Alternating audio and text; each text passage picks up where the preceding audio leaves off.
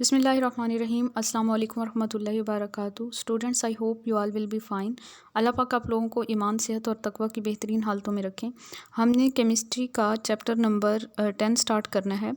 जैसा कि आप लोग जानते हैं कि हम लोग फ़िज़िकल केमिस्ट्री के सारे चैप्टर्स कवर कर चुके हैं और इनऑर्गेनिक केमिस्ट्री के हमारे 9 चैप्टर्स कवर हो चुके हैं और आज हमारा 10th चैप्टर है जो कि है इन्वायरमेंटल केमिस्ट्री। ठीक है, इन्वायरमेंटल केमिस्ट्री आज हमने स्टार्ट करना है।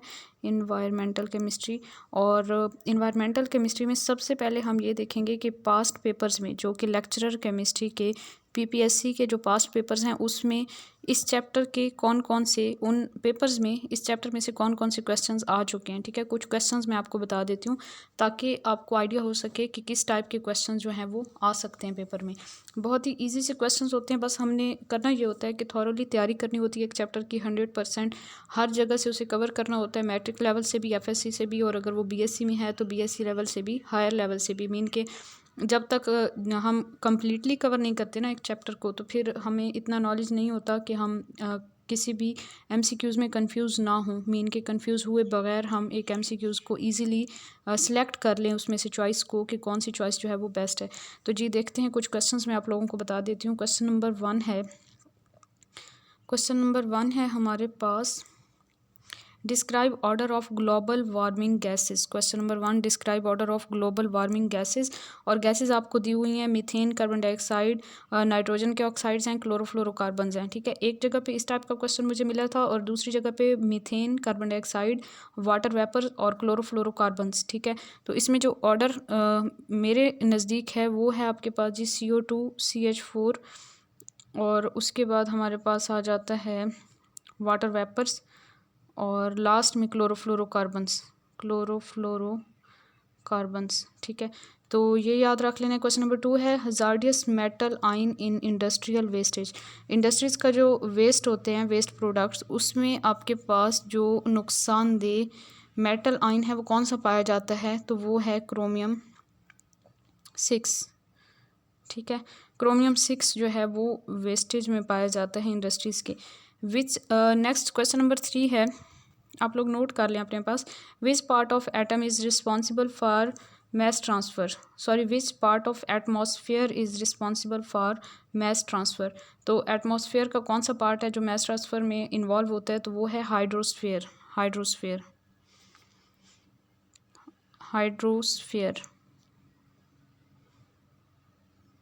Hydrosphere is the part of atmosphere which is responsible for mass transfer. उसके बाद जी क्वेश्चन नंबर 4 आ जाता है हमारे पास, ozone was discovered by. Ozone किसने डिस्कवर की थी, ओजोन गैस। क्वेश्चन नंबर 4, तो इसमें आप लोग स्पेलिंग नोट कर लें, FRIEDRICH,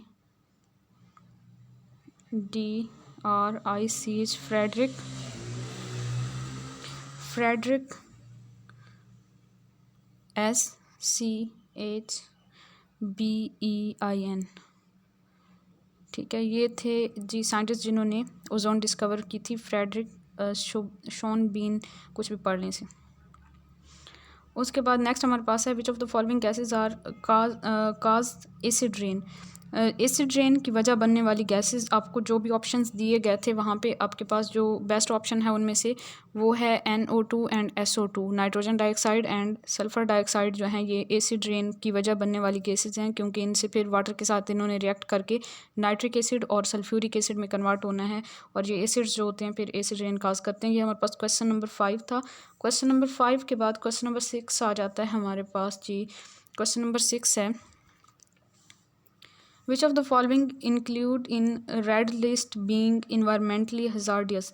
तो वहाँ पे जो भी आपके पास चॉइसेस थे ना उनमें से बेस्ट चॉइस है क्लोरीनेटेड वेस्टेज। ठीक है, क्लोरीनेटेड वेस्टेज जो है, chlorinated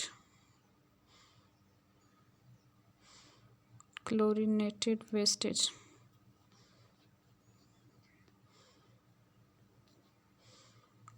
it is environmentally hazardous. ठीक है, जो भी आपके पास ऑप्शन है उसमें से ये बेस्ट है। नेक्स्ट क्वेश्चन नंबर 7 है, which is not require physical interaction for transferring energy. Which of the following not require physical interaction for transferring energy. तो रेडिएशंस जो हैं उन्हें फिजिकल इंट्रैक्शन की ज़रूरत नहीं होती ट्रांसफ़र होने के लिए, एनर्जी के ट्रांसफ़र के लिए रेडिएशंस। क्वेश्चन नंबर 7 है, इसमें आपके पास रेडिएशन है, रेडिएशंस। क्वेश्चन इसका नोट कर लें। क्वेश्चन था which of the following not require physical interaction for transferring energy. इसका आंसर है रेडिएशंस। क्वेश्चन नंबर 8 है हमारे पास जी, ozone depletion is due to. Ozone depletion किस वजह से हो रही है? क्लोरीन की वजह से हो रही है, और क्लोरीन फ्री रेडिकल्स जो हैं वो किस में पाए जाते हैं? क्लोरोफ्लोरोकार्बन में। क्वेश्चन नंबर 8 जो है, ओजोन की डिप्लेशन क्लोरीन फ्री रेडिकल की वजह से होती है, और क्लोरीन फ्री रेडिकल जो हैं वो कहाँ से आते हैं? क्लोरोफ्लोरोकार्बन्स में से। ठीक है, जो ऑप्शंस थे ना, उन ऑप्शंस में से ये वाला ऑप्शन जो था वो करेक्ट था। कोई और ऑप्शंस भी हो सकते हैं, तो आपने जो है ना जस्ट इसी करेक्ट नहीं लगाना। ऑन द होल पूरे चैप्टर को स्टडी करना है, पूरे चैप्टर को समझना है, और उसके बाद एमसीक्यूज की प्रैक्टिस करनी है। ये जस्ट मैं आपको ओवरव्यू दे रही हूँ कि पेपर में किस टाइप के क्वेश्चन आ सकते हैं। Question number 9, which gas is not directly involve in green house effect. तो नाइट्रोजन गैस है। नाइट्रोजन गैस आपको पता है कि हमारे एटमॉस्फेयर में सबसे ज़्यादा पाई जाने वाली जो गैस है वो नाइट्रोजन गैस है, और ये डायरेक्टली जो है वो इन्वॉल्व नहीं होती ग्रीन हाउस इफेक्ट में। तो इसका बेस्ट ऑप्शन N2 था। क्वेश्चन नंबर 10 है, ozone is present in. Ozone कौन से एटमॉस्फेयर के पार्ट में ओजोन लेयर प्रेजेंट होती है? तो ओजोन जो है वो ट्रोपोस्फेयर और स्ट्रेटोस्फेयर दोनों में प्रेजेंट है। वैसे इसकी लेयर तो एक ही स्फेयर में प्रेजेंट है, मीन के स्ट्रेटोस्फेयर में, लेकिन ट्रोपोस्फेयर में भी इसकी कुछ अमाउंट प्रेजेंट होती है। तो बेस्ट जो ऑप्शन था वो था troposphere and stratosphere. Question number 10 जो हमारे पास है, ozone layer is present in troposphere and stratosphere. ट्रोपो and stratosphere, stratosphere. ठीक है, उसके बाद जी नेक्स्ट क्वेश्चन नंबर 11 है, source of pollution in tending of leather. तो पोल्यूशन का सोर्स लेदर टेनिंग में आपके पास ऑप्शन है, इसका जो बेस्ट आंसर है वो है क्रोमियम 6।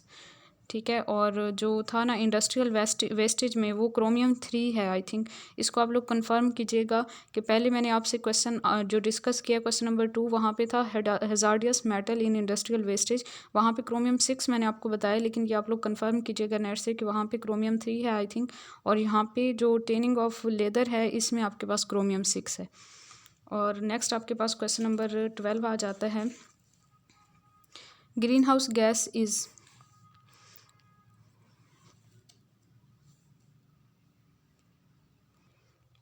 हाँ जी, हमारे पास है क्वेश्चन ग्रीन हाउस गैसेस। इसके ऑप्शंस मैं यहाँ पे लिख देती हूँ।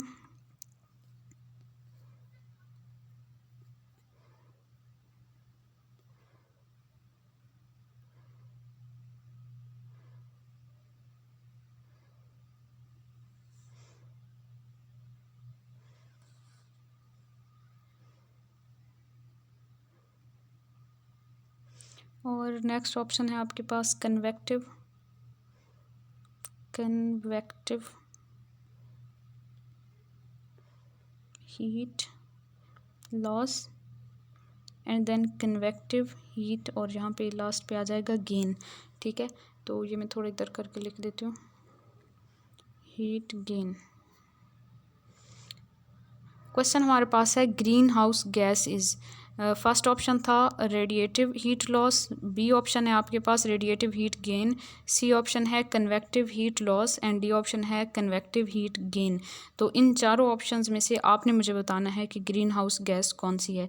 नेक्स्ट आपके पास क्वेश्चन नंबर 13 आ जाता है, glucose absorption is decreases due to. Glucose absorption is decreases due to vitamin D और ई, विटामिन डी और ई। ठीक है, उसके बाद जी नेक्स्ट क्वेश्चन नंबर 14 आ जाता है, which is unsaturated fatty acid. Oleic acid जो है ये अनसेचुरेटेड फैटी एसिड होता है, लेकिन ये यहाँ पे नहीं आएगा हमारे पास ये क्वेश्चन, ये किसी और चैप्टर में आएगा, इसको छोड़ दें। नेक्स्ट जो क्वेश्चन है ना हमारे पास वो है बल्कि बाकी जो क्वेश्चंस हैं वो दूसरे चैप्टर के मैंने लिखे हुए हैं, यही क्वेश्चंस थे जो कि हमारे पास थे इन्वायरमेंटल केमिस्ट्री के चैप्टर। अब हम अपने चैप्टर की तरफ आते हैं और थोरोली पूरे चैप्टर को देख लेते हैं ताकि आपकी जो भी कन्फ्यूजन्स हैं वो दूर हो सकें। Chapter number 10 environmental chemistry, study of chemicals and other pollutants in the environment is called environmental chemistry. Study of chemicals and other pollutants in the environment.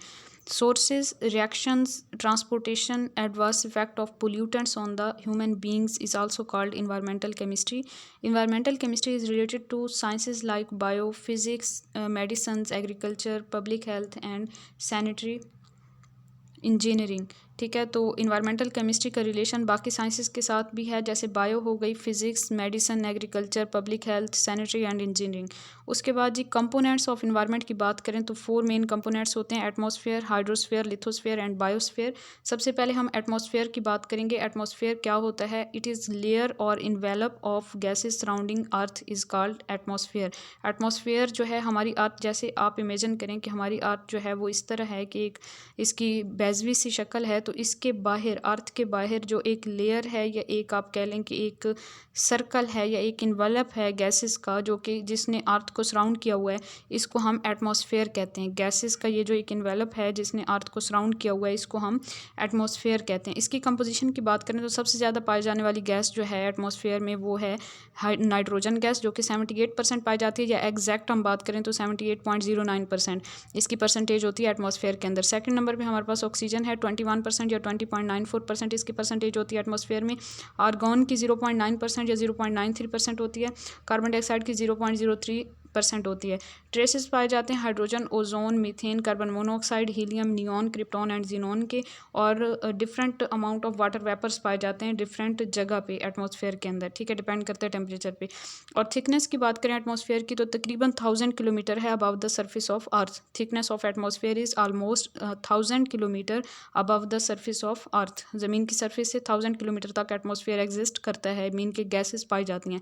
Half of its mass is concentrated in the lower 5.6 kilometre, और जो half mess है इसका atmosphere का वो lower 5.6 kilometre में पाया जाता है। मीन कि अगर ये हमारी अर्थ है और यहाँ तक अगर 1000 किलोमीटर हो रहे हैं, तो जो हमारे पास 1000 का हाफ कर लें, मीन के 500 किलोमीटर तक, यहाँ तक जो है वो आपके हाफ 1000 का नहीं करना, बल्कि हाफ हमने करना है गैसेस के मैस का। तो गैसेस का जो टोटल मैस है उसमें से जो हाफ मैस है वो लोअर 5.6 किलोमीटर में पाया जाता है। 5.6 किलोमीटर में हाफ मैस जो है वो गैसेस का पाया जाता है। इसका मतलब ये है कि जैसे जैसे हम ऊपर बुलंदी की तरफ जाते हैं तो ज़मीन से दूर जाते हैं तो गैसेस की कंसंट्रेशन कम होना शुरू हो जाती है। मीन के यहाँ पे गैसेस करीब अर्थ के करीब जो है गैसेस ज़्यादा पाई जाती हैं, और ऊपर जाएँ तो गैसेस की कंसंट्रेशन कम होना शुरू हो जाती है।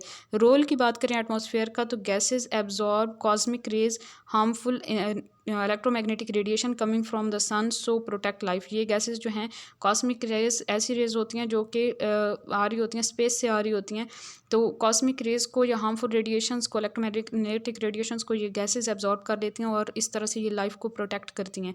ऑक्सीजन, इसके अलावा हमारे एटमॉस्फेयर में जो गैस ऑक्सीजन पाई जाती है वो ब्रीदिंग में यूज़ होती है, कार्बन डाइऑक्साइड फोटोसिंथेसिस में यूज़ होती है, और नाइट्रोजन जो है वो नाइट्रोजन फिक्सिंग बैक्टीरिया उसे यूज़ करते हैं नाइट्रोजन फिक्सेशन के लिए। नेक्स्ट जी हमारे पास आ जाते हैं वाटर वेपर्स। वाटर वेपर्स की इंपॉर्टेंस की बात करें तो water vapours sustain various forms of life on earth. Atmosphere maintain heat balance. Water vapours का क्या काम है कि डिफरेंट टाइप की जो लाइफ है अर्थ के ऊपर उसको सस्टेन करना है वाटर वेपर्स का काम। Atmosphere maintains heat balance. जो मेन काम है एटमॉस्फेयर का वो हीट बैलेंस को मेंटेन करना है अर्थ के ऊपर। 99% of the atmosphere lies with in 30 kilometre of surface of the surface and 75% lies lower 11 kilometre. तकरीबन 99% एटमॉस्फेयर जो है वो 30 किलोमीटर में पाया जाता है सरफेस के करीब, ज़मीन की सरफेस के करीब 30 किलोमीटर के अंदर 99% एटमॉस्फेयर की गैसेस पाई जाती हैं, और 75% जो है वो लाई करता है लोअर 11 किलोमीटर के अंदर। और पीछे मैंने आपको बताया कि 5.6 किलोमीटर में तकरीबन हाफ मैस मीन के 50% एटमॉस्फेयर पाया जाता है। तो ये सारे पॉइंट्स बहुत ज़्यादा इंपॉर्टेंट हैं। मैट्रिक FSC की बुक से मैंने ये लिए हैं और कुछ हायर लेवल से, तो इनको बहुत अच्छे से आपने याद करने की। MCQ जो है वो किसी भी फॉर्म में आ सकता है।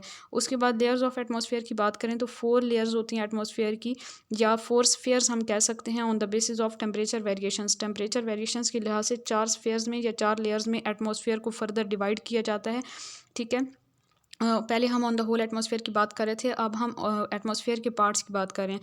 Concentration of gases decreases upward और आउटवर्ड, ये मैंने पहले भी आपको बताया। प्रेशर डिक्रीजेज अपवर्ड, जैसे जैसे ज़मीन से दूर जाएंगे प्रेशर भी कम होगा और गैसेस की कंसंट्रेशन भी कम होगी। Temperature not changes regularly, gradually जो है वो टेम्परेचर चेंज नहीं होता, बल्कि सडन टेम्परेचर चेंज होता है, कहीं पे ज़्यादा कहीं पे कम। वो डिपेंड करता है कि वहाँ पे कौन सी हमारे पास लेयर है या कौन सा स्फीयर है, वो मैं आपको आगे एक्सप्लेन करती हूँ। यहाँ पे आप देखें तो रीजन्स की बात करें तो जो फर्स्ट रीजन है या फर्स्ट पार्ट है जो एटमॉस्फेयर का या फर्स्ट लेयर है, उसको हम कहते हैं ट्रोपोस्फेयर। ट्रोपोस्फेयर जो है इसकी हाइट होती है ज़मीन के ऊपर 0 से 12 किलोमीटर तक, यानी कि ज़मीन की सरफेस से लेकर 12 किलोमीटर तक का जो एरिया है, जो लेयर है एटमॉस्फेयर की, इसको हम कहते हैं ट्रोपोस्फेयर या इस रीजन को ट्रोपोस्फेयर कहते हैं।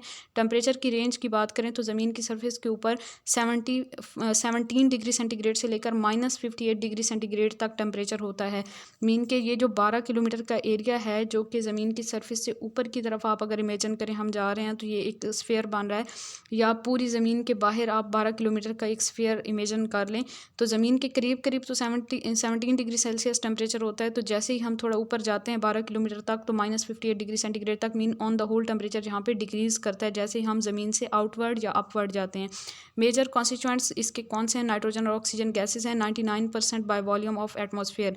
99% जो है नाइट्रोजन और ऑक्सीजन गैसेज पाई जाती हैं एटमॉस्फेयर के वॉल्यूम के। Negligible amount of carbon dioxide and water vapours are present and which maintain temperature, allow visible light to pass through but absorb infrared radiations emitted by Earth's surface. With altitude, concentration of gases decreases, so temperature decreases at the rate of 6 degree centigrade पर kilometre. जैसे जैसे हम बाहर की तरफ जाते हैं तो टेम्परेचर डिक्रीज़ करता है। इसकी वजह क्या है कि गैसेस की कंसंट्रेशन डिक्रीज़ करती है और तकरीबन 6 डिग्री सेंटीग्रेड पर किलोमीटर जो है वो टेम्परेचर डिक्रीज़ कर रहा होता है, और जाते जाते फिर लास्ट पे जो बाउंड्री है वहाँ तक -58 डिग्री सेंटीग्रेड टेम्परेचर हो जाता है। In this region all weathers occur, सारे के सारे वेदर्स जो हैं वो इसी रीजन में पाए जाते हैं, सारे मौसम और सारे के सारे जहाज़ वगैरह जो हैं वो इसी रीजन में एयरक्राफ्ट्स वगैरह फ्लाई करते हैं। सेकंड रीजन हमारे पास आ जाता है स्ट्रेटोस्फेयर। स्ट्रेटोस्फेयर की ज़मीन के ऊपर जो बुलंदी है वो 12 किलोमीटर से शुरू होकर 50 किलोमीटर तक जो है वो इसकी हाइट है। टेम्परेचर की रेंज की बात करें तो -58 डिग्री सेल्सियस से लेकर 2 डिग्री सेल्सियस तक टेम्परेचर ऑन द होल अगर हम बात करें तो टेम्परेचर इंक्रीज़ करता है इस रीजन में, यानी कि इसके लोअर बाउंड्री से अपर बाउंड्री तक जो है टेम्परेचर इंक्रीज़ कर रहा होता है। और यहाँ पे हाई एनर्जी, अच्छा नहीं, यहाँ पे नेक्स्ट है कि temperature increases due to presence of ozone layer. यहाँ पे ओजोन लेयर पाई जाती है स्ट्रेटोस्फेयर के अंदर, तो इस वजह से यहाँ पे टेम्परेचर इंक्रीज़ करता है, क्योंकि ओजोन लेयर का काम क्या होता है? अब्जॉर्ब करना रेडिएशंस को, high energy ultra violet radiations, ठीक है। और in upper layer of stratosphere ozone layer जो है उसका ब्रेक डाउन होता है ऑक्सीजन डायटोमिक ऑक्सीजन में और मोनोटोमिक ऑक्सीजन में। अपर लेयर जो स्ट्रेटोस्फेयर की है वहाँ पे बहुत ज़्यादा हाई एनर्जी की रेडिएशंस होती हैं, तो जिसकी वजह से ओजोन लेयर की जो है वो ब्रेक डाउन होता रहता है और ओजोन O3 जो है वो टूटता है O2 में और O में। उसके बाद जी नेक्स्ट हम बात करें तो नेक्स्ट भी कुछ पॉइंट स्ट्रेटोस्फेयर के बारे में है। मिड स्ट्रेटोस्फेयर में अल्ट्रा वायलेट लाइट जो होती है अल्ट्रा वायलेट लाइट लेस होती है, तो इस वजह से वहाँ पे मिड स्ट्रेटोस्फेयर के अंदर O2 और O की कम्बिनेशन से जो है O3 बनता है और साथ में हीट रिलीज़ होती है। तो हम कह सकते हैं कि मिड स्ट्रेटोस्फेयर वो रीजन है जहाँ पे ओजोन की फॉर्मेशन हो रही होती है, और अपर स्ट्रेटोस्फेयर वो रीजन है जहाँ पे ओजोन का ब्रेक डाउन हो रहा होता है। Ozone layer exist in mid stratosphere, और ओजोन लेयर कहाँ पे एग्जिस्ट करती है? मिड स्ट्रेटोस्फेयर के अंदर। Lower stratosphere receives very low ultraviolet radiations. Lower stratosphere के अंदर बहुत कम अल्ट्रावायलेट रेडिएशंस होती हैं, सो मोनोएटॉमिक ऑक्सीजन नॉट फाउंड, तो वहाँ पे मोनोएटॉमिक ऑक्सीजन पाई ही नहीं जाती, तो इस वजह से जो लोअर स्ट्रेटोस्फेयर है वहाँ पे ओजोन की फॉर्मेशन नहीं होती। नेक्स्ट हमारे पास मीजोस्फेयर है, 50 to 85 किलोमीटर जो है इसकी हाइट होती है। टेम्परेचर की बात करें तो 2 डिग्री सेंटीग्रेड पिछले जो लेयर थी वहाँ पे हद थी 2 डिग्री सेंटीग्रेड टेम्परेचर की, तो यहाँ पे 2 डिग्री सेंटीग्रेड से ऊपर फिर हम जाते हैं ना जैसे ही, तो टेम्परेचर डिक्रीज़ होते होते -93 डिग्री सेंटीग्रेड तक आ जाता है। मीन के ऑन द होल यहाँ पे टेम्परेचर डिक्रीज़ करता है इस स्फीयर के अंदर। लास्ट हमारे पास स्फीयर आ जाता है थर्मोस्फेयर। थर्मोस्फेयर की जो बुलंदी है वो 85 से 120 किलोमीटर तक होती है, और यहाँ पे -93 डिग्री सेल्सियस से टेम्परेचर इंक्रीज़ करता है और इंक्रीज़ ही करता जाता है। तो यहाँ पे ऑन द होल टेम्परेचर का इफेक्ट जो है वो क्या है? टेम्परेचर किस तरह चेंज हो रहा होता है कि इंक्रीज़ हो रहा होता है। नेक्स्ट जो हमारे पास एटमॉस्फेयर का सेकंड पार्ट है वो है हाइड्रोस्फेयर। हमने पहले पढ़ा, हमने जो पीछे पढ़ा है जी, तो हम कंपोनेंट्स ऑफ इन्वायरमेंट को देख रहे हैं, और कंपोनेंट्स ऑफ इन्वायरमेंट में सबसे पहले हमारे पास एटमॉस्फेयर था। एटमॉस्फेयर की फर्दर 4 लेयर्स थी या 4 स्फीयर्स थे जो कि हमारे पास थे troposphere, stratosphere, mesosphere and thermosphere. और सेकंड जो हमारे पास इन्वायरमेंट का कंपोनेंट है वो है जी हाइड्रोस्फेयर। हाइड्रोस्फेयर क्या होता है? हाइड्रो के नेम से पता चल रहा है all water bodies and ground water reservoirs are called hydrosphere. सारी वाटर बॉडीज़ जो ज़मीन की सतह के ऊपर है, ज़मीन के नीचे जितना भी पानी है, सारा का सारा पानी जो है वो हाइड्रोस्फेयर बनाता है।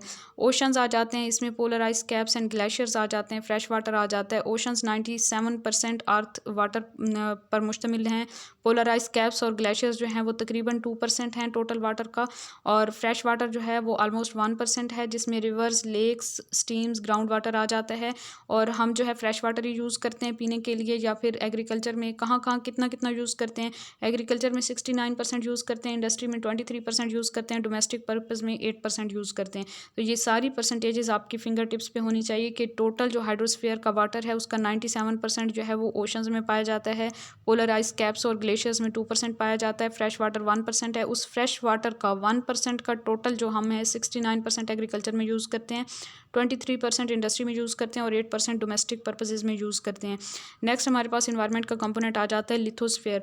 लिथोस्फेयर जो है ये रिजिड रॉकी क्रस्ट है अर्थ की, और extend to depth of 100 kilometre. ये 100 किलोमीटर की डेप्थ तक जो है ये एक्सटेंड हुआ हुआ पार्ट है। और मेंटल और कोर इसमें आ जाते हैं। हैवी इंटीरियर ऑफ अर्थ हैं जो कि making up most of earth's mass, और ज़मीन का ज़्यादातर हिस्सा जो है ये मेंटल और कोर ही बनाते हैं। 99.5% mass of the lithosphere is made of 11 element. 99.5% mass जो लिथोस्फेयर का है वो 11 एलिमेंट्स की वजह से होता है। वो 11 एलिमेंट्स कौन कौन से हैं उनको देखते हैं। उसमें जी आपके पास oxygen, silicon, aluminium, iron, calcium, sodium, potassium, magnesium और कुछ ट्रेसेस भी आ जाते हैं, टाइटेनियम, वाटर, फॉस्फोरस वगैरह। 1 2 3 4 5 6 7 8 एंड 9। तो ये ट्रेसेस को तो कंबाइन एक ही मान लेना है, और बाकी सब जो हैं वो आपके पास आ जाते हैं। ऑक्सीजन 46.60% है। लिथोस्फेयर के अंदर सिलिकॉन 27.72% है। एलुमिनियम 8.13। अगर आप ये पॉइंट के बाद वाली वैल्यू नहीं भी याद करते तो इसको राउंड ऑफ कर लें। Oxygen 47%, silicon 28%, aluminium 8%, iron 5%, calcium 4%, sodium 3%, potassium 3%, magnesium 2.09% या 2% कर लें। Titanium, hydrogen and phosphorus 1%। Traces हैं carbon, manganese, sulphur, barium, chlorine, chromium, fluorine, zirconium, nickel, strontium, vanadium वगैरह। ये तकरीबन 0.1 to 0.02% तक ये ट्रेसेस पाए जाते हैं, mostly in the form of minerals, और ये ज़्यादातर मिनरल्स की फॉर्म में पाए जाने वाले कंपोनेंट्स हैं या एलिमेंट्स हैं। उसके बाद जी हमारे पास बायोस्फीयर है या ecosphere. Region of the earth capable of supporting life is called biosphere. Region of the earth, ये अर्थ का वो हिस्सा होता है जहाँ पे लाइफ एग्जिस्ट कर सकती है, इसको बायोस्फीयर कहते हैं। इट इंक्लूड्स लोअर एटमॉस्फेयर, इसमें आपके पास लोअर एटमॉस्फेयर आ जाता है। Oceans, rivers, lakes, soil and solid sediments वगैरह इसमें शामिल हैं, ठीक है, जहाँ पे लाइफ एग्जिस्ट कर सकती है। Ecosphere is the ecosystem is the small unit of the biosphere. Ecosystem जो होता है वो बायोस्फीयर का एक छोटा यूनिट होता है। It consist of living organisms and there interaction with environment. इसमें जो है लिविंग ऑर्गेनिजम्स और उनके इंटरेक्शन को देखा जाता है इन्वायरमेंट के साथ, जैसे कि एनिमल्स और प्लांट्स हैं। And micro organisms depend on physical factors like soil, water and air, ठीक है। तो एनिमल और प्लांट्स और माइक्रो ऑर्गेनिजम्स जो हैं लिविंग पार्ट है इन्वायरमेंट का, और जो फिजिकल फैक्टर्स हैं ये सॉइल, वाटर और एयर ये नॉन लिविंग पार्ट है। तो इन दोनों का आपस में जो इंटरेक्शन है इसी से बनता है हमारे पास इकोसिस्टम, और इकोसिस्टम जो है एक स्मॉल यूनिट होता है बायोस्फीयर का। उसके बाद हमारे पास इन्वायरमेंटल पोल्यूटेंट्स आ जाते हैं। बहुत ज़्यादा इंपॉर्टेंट ये टॉपिक है, और इसमें से अक्सर क्वेश्चन आता है। इन्वायरमेंटल पोल्यूटेंट्स जो हैं ऐसे सब्सटेंसेस होते हैं जो कि एडवर्सली इफेक्ट करते हैं ह्यूमन हेल्थ को, क्वालिटी ऑफ लाइफ को and natural functioning of ecosystem को, ठीक है। तो इसमें हमारे पास फिर फर्दर हम इनको अगर देखते हैं तो quantity of pollutants has increase rapidly in last half century. Last half century में इनकी क्वांटिटी बहुत ज़्यादा बढ़ी है पोल्यूटेंट्स की। Factors determine severity of pollutants. Pollutants की सिवियरिटी को कौन से फैक्टर्स जो हैं वो डिटरमाइन करते हैं? एक तो उनकी केमिकल नेचर, दूसरा उनकी कंसनट्रेशन, और तीसरा उनके परसिस्टेंस। मीन कि उनकी केमिकल नेचर कैसी है, उनकी कितनी अमाउंट पाई जाती है, और वो कितनी देर तक हमारे माहौल में रहते हैं। इन चीज़ों पर डिपेंड करता है कि कोई भी पोल्यूटेंट जो है वो हमारे लिए कितना नुकसानदेह है। पोल्यूटेंट्स जो होते हैं वो पोल्यूशन काज करते हैं, और जो कंटामिनेंट्स होते हैं वो ऐसे सब्सटेंसेस होते हैं जो कि किसी चीज़ को इम्प्योर कर देते हैं। ठीक है, पोल्यूटेंट्स पोल्यूशन काज करते हैं और कंटामिनेंट्स जो हैं वो इम्प्योर कर देते हैं किसी चीज़ को। A beneficial substance beyond a specific concentration में भी हार्मफुल। एक जो फ़ायदेमंद चीज़ है वो भी कुछ ख़ास हद मीन के कुछ ख़ास अमाउंट के बाद जब उसकी अमाउंट एक्सीड करती है तो वो हमारे लिए नुकसानदेह हो जाती है। तो excess of everything is bad, तो इस वजह से हमें ख्याल करना चाहिए। एयर पोल्यूशन की बात करें तो change weather affect health damage buildings and plants. Air pollution से हमारा वेदर चेंज हो सकता है, हमारी हेल्थ ख़राब हो सकती है, बिल्डिंग्स ख़राब हो सकती हैं, प्लांट्स वगैरह को नुकसान हो सकता है। प्राइमरी एयर पोल्यूटेंट्स कौन से होते हैं? वेस्ट और exhaust of industrial units and automobiles. Automobiles और इंडस्ट्रियल यूनिट के जो वेस्ट होते हैं, जो गैसेज होती हैं, वो प्राइमरी एयर पोल्यूटेंट्स में आ जाते हैं। इसमें आपके पास गैसेज आ जाती हैं, क्लोरोफ्लोरोकार्बन्स आ जाते हैं, पार्टिकुलेट मैटर आ जाता है, ऑक्साइड्स ऑफ सल्फर जैसे SO2 SO3 आ जाते हैं, कार्बन के oxide, carbon dioxide, carbon monoxide, nitrogen के ऑक्साइड आ जाते हैं, हाइड्रोकार्बन्स आ जाते हैं, अमोनिया, कंपाउंड्स ऑफ फ्लोरीन आ जाते हैं, एंड रेडियो एक्टिव मटीरियल और वोलेटाइल ऑर्गेनिक कंपाउंड्स आ जाते हैं। ये सारे जो हैं प्राइमरी पोल्यूटेंट्स हैं, और प्राइमरी पोल्यूटेंट्स का रट्टा लगा लें कि कौन कौन से हैं। क्लोरोफ्लोरोकार्बन्स, पार्टिकुलेट मैटर, सल्फर के ऑक्साइड, कार्बन के ऑक्साइड, नाइट्रोजन के oxide, hydrocarbons, ammonia, compounds of fluorine, radio active materials and volatile organic compounds. Secondary air pollutants वो होते हैं जो कि प्राइमरी एयर पोल्यूटेंट्स के आपस में रिएक्शन से बनते हैं। प्राइमरी पोल्यूटेंट जो है सेकेंडरी पोल्यूटेंट्स में चेंज होते हैं, जैसे कि सल्फर के ऑक्साइड जब वाटर के साथ रिएक्ट करेंगे तो सल्फ्यूरिक एसिड बनाएंगे, कार्बन के ऑक्साइड वाटर के साथ रिएक्ट करके कार्बोनिक एसिड बनाएंगे, नाइट्रोजन के ऑक्साइड वाटर के साथ मिलकर नाइट्रिक एसिड बनाएंगे, फ्लोरीन के जो कंपाउंड्स हैं वो वाटर के साथ मिलकर HF बनाएंगे, ओजोन ऑक्सीजन से फिर ओजोन बनेगा, और परऑक्सी एसिटाइल नाइट्रेट PAN जिसे पेन कहते हैं, एल्डिहाइड्स हैं, कीटोन्स हैं, परऑक्सी बेंजोल वगैरह, ये सारे सेकेंडरी एयर पोल्यूटेंट्स हैं। इनको भी याद कर लें अपनी फिंगर टिप्स पे क्योंकि ये इंपॉर्टेंट है। Sources of primary air pollutants. Primary air pollutants के सोर्सेज की बात करें तो 99% ऑफ द एटमॉस्फेयर, इसमें आपके पास नाइट्रोजन और ऑक्सीजन है, और ये इस फॉर्म में हमारे लिए हार्मलेस हैं। ठीक है, कार्बन मोनोऑक्साइड है। सबसे पहले कार्बन मोनोऑक्साइड के सोर्सेज की बात करें तो ये वैसे एक पॉइंट लिख दिया था कि 99% of the atmosphere is composed of nitrogen and oxygen gases. Carbon monoxide की बात करें तो इसकी ट्रांसपोर्टेशन की बात करते हैं तो 75% कार्बन मोनोऑक्साइड जो है फॉरेस्ट फायर से, combustion of fossil fuels, agricultural products से, इंडस्ट्रीज से, जैसे कि iron, steel, petroleum, cement, brick kilns हैं, और इसके अलावा पेपर एंड पल्प इंडस्ट्री है, incomplete combustion and dissociation of carbon dioxide at high temperature, तो वहाँ से ये जो है टोटल 75% कार्बन मोनोऑक्साइड जो है इसकी प्रोडक्शन होती है। इसके अलावा नेचुरल सोर्सेज की बात करें तो वॉल्केनिक इरप्शन से कार्बन मोनोऑक्साइड की प्रोडक्शन होती है, नेचुरल गैस इमिशन से, and oxidation of methane in atmosphere and decomposition of organic matter naturally, तो इस सारे प्रोसेसेस से कार्बन मोनोऑक्साइड की प्रोडक्शन होती है। कार्बन मोनोऑक्साइड जो है अगर हम देखें कि ये कैसी गैस है तो ये कलरलेस है, ऑर्डरलेस है, हाईली टॉक्सिक गैस है, 3 times लाइटर है than air, 3 times lighter than air, soluble in water, causes suffocation, binds with the blood haemoglobin more strongly than oxygen. Oxygen ने बाइंड होना होता है ब्लड हीमोग्लोबिन के साथ, तो ये जो कार्बन मोनोऑक्साइड है ये कार्बन मोनोऑक्साइड ऑक्सीजन की निस्बत ज़्यादा स्ट्रांगली बाइंड कर लेती है हीमोग्लोबिन के साथ, तो इस वजह से जो कार्बन मोनोऑक्साइड है ये बहुत ज़्यादा पॉइजनस गैस है। Poisoning is reversed by giving high pressure oxygen. अगर कोई बंदा बहुत ज़्यादा इनहेल कर देता है कार्बन मोनोऑक्साइड को तो उसे बहुत ज़्यादा हाई प्रेशर ऑक्सीजन दी जाती है गैस, तो इस तब जो है वो उसकी पॉइजनिंग ख़त्म की जा सकती है if carbon monoxide is inhaled in very high concentration. Headache हो सकता है, अनकॉन्शियसनेस हो सकती है, और डेथ हो सकती है।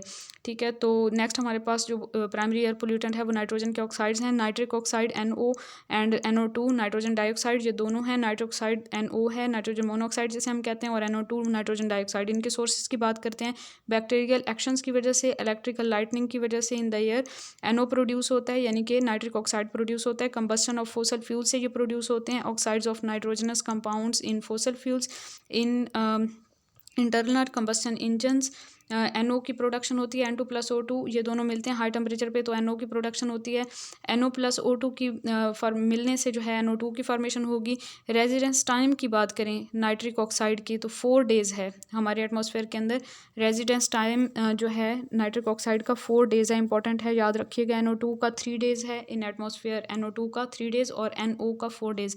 हार्मफुल इफेक्ट्स की बात करें तो photochemical reactions convert nitrogen oxides to nitric acid, water के साथ रिएक्शन होगा तो नाइट्रिक एसिड और रेन वहाँ से जो होगी प्रोड्यूस, रेनफॉल या डस्ट जो है वो एसिडिक डेपोजिशन होगी या एसिड रेन होगी। ठीक है, उसके बाद जी नेक्स्ट हमारे पास आ जाता है सल्फ़र के ऑक्साइड्स आ जाते हैं जिन्हें SOZ से शो करते हैं। वोल्केनोस से प्रोडक्शन होती है SO2 की 67%, bacterial decay of organic matter से प्रोडक्शन होती है, फॉरेस्ट फायर से प्रोडक्शन होती है इनकी, oxides of oxidation of organic matter से भी सल्फ़र के ऑक्साइड्स की प्रोडक्शन होती है। ह्यूमन एक्टिविटीज़ की बात करें तो 80% SOZs जो हैं ये कंबस्टन से प्रोड्यूस होते हैं, combustion of coal and petroleum. Coal में तकरीबन 1 to 9% सल्फ़र पाया जाता है, ये परसेंटेज भी याद रखिएगा। सल्फ़र का ऑक्सीजन के साथ रिएक्शन होता है तो सल्फ़र डाइऑक्साइड की प्रोडक्शन होती है, सल्फ़र डाइऑक्साइड का फर्दर ऑक्सीजन से प्रोडक्शन होगा तो सल्फ़र ट्राईऑक्साइड। हार्मफुल इफेक्ट की बात करें तो पंजेंट ऑर्डर होता है, वेरी इरिटेंट होता है and suffocating, form sulphate aerosols in atmosphere through various reactions and which cause sphere respiratory troubles specially in older people. तो ये इसके जो एरोसोल्स बन जाते हैं हमारे एटमॉस्फेयर में वो बहुत ज़्यादा रिस्पायरेटरी ट्रबल्स क्रिएट करते हैं ओल्डर पीपल में एंड एस्थमेटिक जो पीपल होते हैं उनमें भी, जिनको एस्थमा की बीमारी होती है। Sulphur dioxide is major source of acid depositions, mean acid rain cause करते हैं। SO2 जो है वाटर के साथ रिएक्ट करके सल्फ्यूरिक एसिड में चेंज होगा और जो कि एसिड रेन का एक कॉन्स्टिट्यूएंट है and it is necessary to remove sulphur from fossil fuels before burning. Fossil fuel को जलाने से पहले उसमें से सल्फर को रिमूव कर देना बहुत ज़रूरी हो गया है। हाइड्रोकार्बन सोर्सेज की बात करते हैं तो नेचुरल सोर्सेज जो हैं वो trees and plants, paddy fields हैं, मीथेन की प्रोडक्शन होती है, anaerobic decomposition of the organic matter by bacteria in water, sediments and soil. तो यहाँ से जो है हमारे पास हाइड्रोकार्बन की प्रोडक्शन होती है। मीथेन की बात करें तो मेन रेजिडेंस टाइम जो इसका मीन रेजिडेंस टाइम है 3 to 7 ईयर्स है इन एटमॉस्फेयर। मीथेन गैस का 3 to 7 year mean residence time है इन एटमॉस्फेयर। जब हमारे पास HO जो है जो फॉर्मिक एसिड फॉर्मल्डिहाइड है, फॉर्मल्डिहाइड बैक्टीरिया के एक्शन से इसने चेंज होना होता है कार्बन डाइऑक्साइड में और मीथेन में। ठीक है, और ह्यूमन एक्टिविटीज़ से जो है ये हमारे पास हाइड्रोकार्बन किस तरह से हमारे एटमॉस्फेयर में शामिल हो रहे हैं, ऑटोमोबाइल से, पेट्रोलियम से, कोल, वुड, इंसिनरेटर से, refuse burning and solvent evaporation produce hydrocarbons. ठीक है, तो ये सारी एक्टिविटीज़ हैं जिनसे हाइड्रोकार्बन प्रोड्यूस हो रहे हैं। नेक्स्ट हमारा टॉपिक है एसिड रेन। वेट भी हो सकती है, ड्राई भी हो सकती है। एसिड डिपोजिशन भी इसे कहते हैं। एसिड डिपोजिशन वेट डिपोजिशन होगी, ड्राई डिपोजिशन वेट डिपोजिशन होगी तो वो रेन, स्नो या फोग की फॉर्म में होगी। ड्राई डिपोजिशन होगी तो जिसे हम एसिडिक डिपोजिशन कहते हैं। ठीक है, ये टर्म्स याद कीजिएगा। Acid rain was discovered by Angus Smith in Great Britain in mid of 17th century. Angus Smith ने ग्रेट ब्रिटेन में 17th सेंचुरी के मिड में एसिड रेन को डिस्कवर किया था। It gained importance as a serious environmental problem in 1950s। 1950s में acid rain ने जो है इंपॉर्टेंस हासिल की थी as a serious environmental problem. Initially it was referred as precipitation which was more acidic than natural rain. इसे starting में ये कहा जाता था कि ये एक प्रेसिपिटेशन है जो कि नेचुरल रेन से ज़्यादा एसिडिक है। ठीक है, और काजेज़ की बात करें तो कार्बन डाइऑक्साइड का वाटर से रिएक्शन होता है जो कि एटमॉस्फेयर में हमारे कार्बन डाइऑक्साइड और वाटर वेपर्स हर टाइम पाए जाते हैं तो यहाँ पे कार्बोनिक एसिड बनता है। और pH of the unpolluted rain water, जो नेचुरल रेन वाटर है उसकी pH होती है 5.6 to 6 और pH लेस देन 5 और 4 इज़ ट्रूली एसिडिक। 4 या 5 से लेस हो जाए pH तो फिर वो आपके पास एसिडिक रेन होगी। सल्फर के ऑक्साइड सल्फ्यूरिक एसिड में चेंज होते हैं, नाइट्रोजन के ऑक्साइड नाइट्रिक एसिड में चेंज होते हैं और ये सारे एसिड रेन की वजह बनते हैं। In some countries due to the release of the HCl by volcanic eruption there is temporary acid rain. HCl की जो है ना प्रोडक्शन होती है या रिलीज़ होता है फ्रॉम वॉल्केनिक इरप्शन तो वहाँ पे कुछ देर के लिए एसिडिक रेन या हम कह सकते हैं टेम्परेरी एसिड रेन वहाँ पे काज हो सकती है। हार्मफुल इफेक्ट्स की बात करें तो जो एसिड रेन है it leaches heavy metals of the soil and the rocks that is aluminium, mercury, lead and calcium and discharge to water bodies. ये मेटल्स, हैवी मेटल्स जब वाटर बॉडीज़ में चली जाती हैं तो ये मेटल अकमुलेट हो जाती हैं ह्यूमन बॉडी में। जब हम वाटर बॉडीज़ में वो जाएंगी और वो वाटर हम यूज़ करेंगे तो हमारे जिस्म में ये जमा होना शुरू हो जाएंगी ये मेटल्स। एलुमिनियम आयंस जो हैं ये फिशेस के गिल्स को बंद कर देते हैं, सफोकेशन काज करते हैं, डेथ काज कर सकते हैं। कैल्शियम कार्बोनेट के जो बिल्डिंग्स के ऊपर जो काम हुआ होता है, स्टील का पेंट हुआ हुआ हो या प्लास्टिक का काम हो या सीमेंट वगैरह का मेजनरी वर्क हो या उस सारी बिल्डिंग का जो भी वर्क होता है उसकी खूबसूरती खूबसूरती को डैमेज करती है एसिड रेन और उसे डल कर देती है। Leach nutrients damage leaves plants and इसके अलावा न्यूट्रिएंट्स को अपने साथ बहा के ले जाएगी और प्लांट्स की ग्रोथ को रिटार्ड कर देगी, फॉरेस्ट वगैरह को, और plant growth can be hampered और प्लांट की ग्रोथ जो है वो रुक सकती है। स्मोक की बात करें तो स्मोक हम कहते हैं स्मोक प्लस फोग को स्मोक कहते हैं, ठीक है। अर्ली 20th सेंचुरी में इसे नेम दिया गया था स्मोक का। स्मोक को अर्ली 20th सेंचुरी में स्मोक का नेम दिया गया था। ऑक्सीडाइजिंग या फोटोकेमिकल स्मोक क्या होती है और रिड्यूसिंग स्मोक क्या होती है, दोनों के यहाँ पे मैंने डिफरेंस लिखे हैं, ऑक्सीडाइजिंग या photochemical smog and reducing smog. Oxidising या फोटोकेमिकल स्मोक को लॉस एंजल्स स्मोक भी कहते हैं, अर्बन स्मोक भी कहते हैं, या अर्बन क्योंकि ये अर्बन एरियाज़ में ये स्मोक ज़्यादा पाई जाती है। ऑक्सीडाइजिंग स्मोक भी कहते हैं, समर स्मोक भी कहते हैं, ठीक है। और जो हमारे पास रिड्यूसिंग स्मोक है इसको लंदन स्मोक भी कहते हैं क्योंकि यहाँ से ये डिस्कवर हुई थी। सल्फ्यूरस स्मोक भी कहते हैं, स्मोक प्लस सल्फर डाइऑक्साइड, और इंडस्ट्रियल स्मोक भी कहते हैं और इसे क्लासिकल स्मोक भी कहते हैं। तो इनके नेम को सबसे पहले तो रट्टा लगा लें। उसके बाद नेक्स्ट हम बात करें तो मेन जो रिएक्टेंट होते हैं ना ऑक्सीडाइजिंग स्मोक में, वो आपके पास नाइट्रोजन के ऑक्साइड्स होते हैं और अर्बन हाइड्रोकार्बन्स हो सकते हैं, ठीक है। नाइट्रोजन के ऑक्साइड जो कि प्राइमरी पोल्यूटेंट्स हैं, ऑर्गेनिक कंपाउंड्स यानी कि प्राइमरी पोल्यूटेंट्स के साथ रिएक्ट करके ओजोन यानी कि सेकेंडरी पोल्यूटेंट बनाएंगे। It contain high concentration of oxidants, इसमें हाई कंसनट्रेशन ऑक्सीडाइजिंग फ्लेम है तो इसमें ऑक्सीडाइजिंग स्मोक है तो इसमें हाई कंसनट्रेशन ऑक्सीडेंट्स की यानी कि जैसे ओजोन है इनकी पाई जाती है। और ओजोन जो है ये येलोइश है ड्यू टू ऑक्सीडाइजिंग स्मोक जो है इसका कलर येलोइश हो सकता है due to nitrogen oxides. Brownish grey haze होती है, ये अनप्लीजेंट ऑर्डर होता है इसका। टेम्परेचर इसका हाई टेम्परेचर पे ये बनती है या हाई टेम्परेचर वाले एरियाज़ में ऑक्सीडाइजिंग स्मोक पाई जाती है। In afternoon buildup of oxidising agents like H2O2, HNO3, PAN and ozone in the air. तो आफ्टरनून में इनकी फॉर्मेशन होती है और पेन जो है पेरोक्सीस्टाइल नाइट्रेट जो है आई इरिटेंट है and also toxic to plants. अब रिड्यूसिंग स्मोक की बात करते हैं तो इसके नेम मैंने आपको बता दिए थे। Result from high concentration of sulphur oxides, ये नाइट्रोजन के ऑक्साइड से ऑक्सीडाइजिंग फ्लेम बनती है, सल्फर के ऑक्साइड से रिड्यूसिंग फ्लेम बनती है।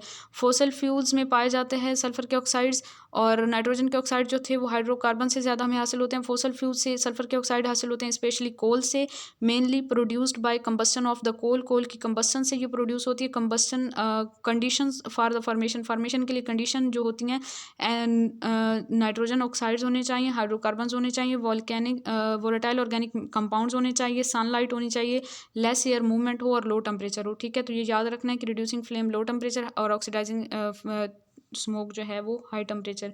रिड्यूसिंग स्मोक लो टेम्परेचर पे बनती है और ऑक्सीडाइजिंग स्मोक जो है वो हाई टेम्परेचर पे। उसके बाद जी नेक्स्ट हमारे पास आ जाता है ओजोन। ओजोन का फार्मूला होता है O3 यानी कि 3 ऑक्सीजन के एटम मिलकर जो एक मॉलिक्यूल बनाते हैं वो ओजोन का मॉलिक्यूल होता है। ये एक ऑक्सीजन की एलोट्रॉपिक फॉर्म है। लो बॉइलिंग पॉइंट होता है इसका, present in the small concentration in the atmosphere. Atmosphere में बहुत थोड़ी अमाउंट में पाई जाने वाली ये गैस है। नॉर्मल अमाउंट 350 DU होती है यानी कि डॉप्सन यूनिट्स होती है। और मेन जो ओजोन लेयर है वो पाई जाती है मिड स्ट्रेटोस्फेयर में 15 to 40 kilometre from the surface of the earth.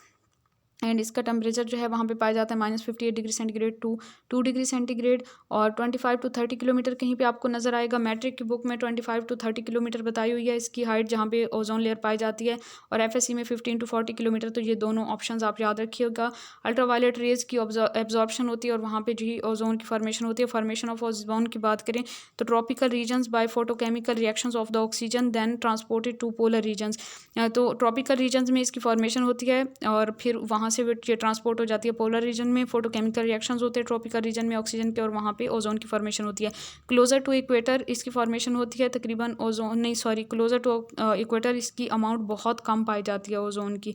Beneficial effects की बात करें तो 25 to 28 kilometre high in stratosphere ozone layer exist करती है और फिल्टर करती है ये हार्मफुल अल्ट्रावायलेट रेज को और अर्थ को सेव करती है हार्मफुल रेडिएशन से। हार्मफुल इफेक्ट्स की बात करें तो पोल्यूटेंट है, ये एयर पोल्यूटेंट है और ये हेल्थ प्रॉब्लम्स काज कर सकती है। ये गैस स्किन कैंसर काज कर सकती है, आइज़ को डैमेज कर सकती है,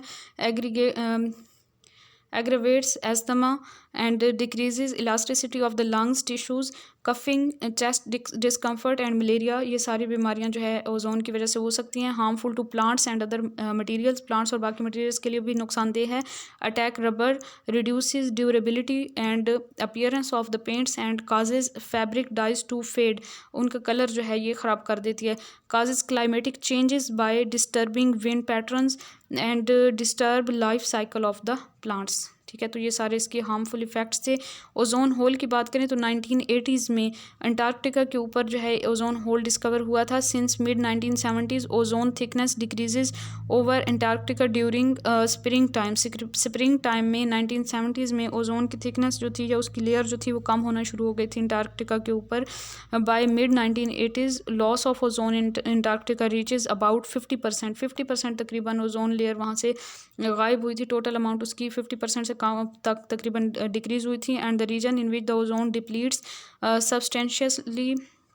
substantially in every year during September November is now termed as ozone hole।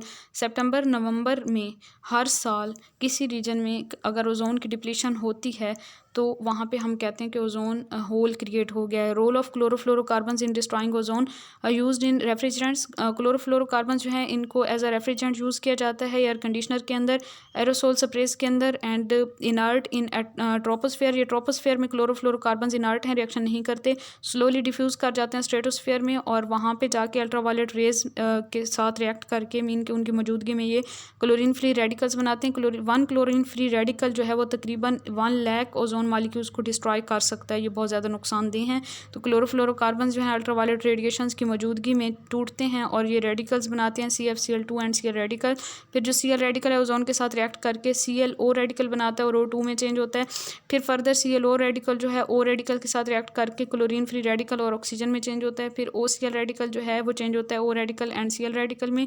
O radical और O रेडिकल मिलकर O2 बनाते हैं और इस तरह जो क्लोरीन फ्री रेडिकल है वो तकरीबन 1 लाख ओजोन मॉलिक्यूल को डिस्ट्रॉय कर सकता है। तो ये क्लोरोफ्लोरोकार्बन जो है ये बहुत ज़्यादा हमारे लिए नुकसानदेह हैं। वाटर पोल्यूशन की बात करें तो life stock waste contaminates the surface and ground water. हमारे जो घरों का वेस्ट होता है ये सरफेस वाटर को भी ख़राब करता है और ग्राउंड वाटर को भी।